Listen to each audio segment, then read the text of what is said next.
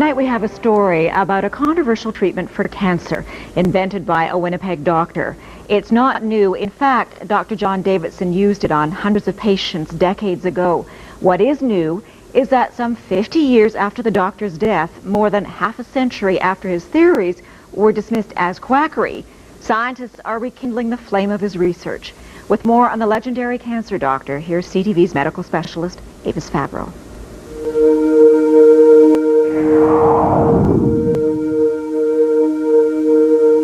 His name was John Ralston Davidson, a respected family doctor in Winnipeg in the early 1900s. A great scientist as well as a great doctor. And this is Leslie Gurney Bishop, now 88, a journalist who documented Dr. Davidson's controversial treatment for cancer. He never claimed that it cured it, but he said it would arrest it. Davidson spent years studying cancer, writing medical articles on his theories, which in hindsight were remarkable for his time. The doctor described cancer as a dietary deficiency, so he added generous amounts of vitamins to the patient's diet. But he also said it was critical to boost the patient's own defenses against cancer. Davidson took fertilized hen's eggs just 9 days old and produced a powdered extract, which was then injected into patients with various forms of terminal cancer. Like this boy, diagnosed with lymphatic cancer, notes show that with surgery, vitamins, and the extract, he returned to normal health. Over the years, Dr. Davidson treated hundreds of cancer patients.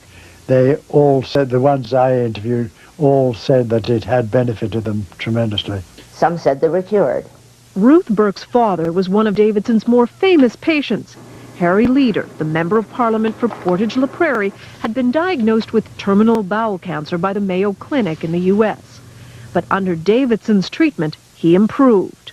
It was controversial scientifically, but that really didn't affect Dad. He believed in it. But Davidson's medical colleagues thought the treatment was useless and repeatedly refused him research money. It's as though they'd been instructed by somebody, well, just tear him up, just tear him up.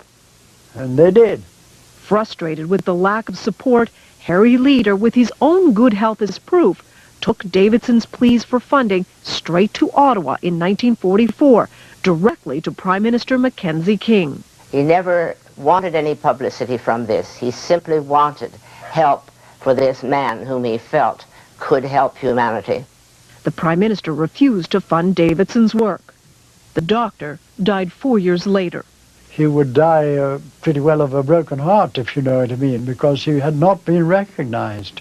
His cancer treatment thought to have died with him. But then 6 years ago, the treatment was rediscovered by a Toronto company. It hired researchers at Dalhousie University to test the theory. Could these embryonic chicken cells really be a cancer treatment? When research began, there was excitement. Davidson's extract, in many ways, could be a cancer vaccine.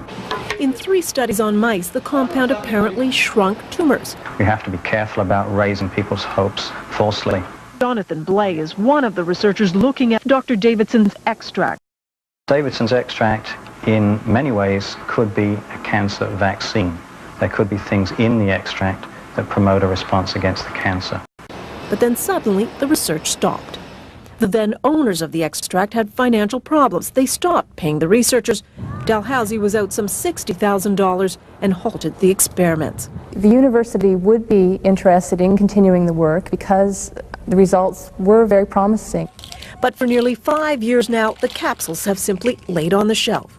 One could easily walk away from and say, the heck with it. But would we be leaving behind something that could potentially have significant impact for large numbers of people? But if there are no takers soon, the venture will die. A darn shame, says Dr. Bain, because we still won't have the answer. Was Dr. Davidson right?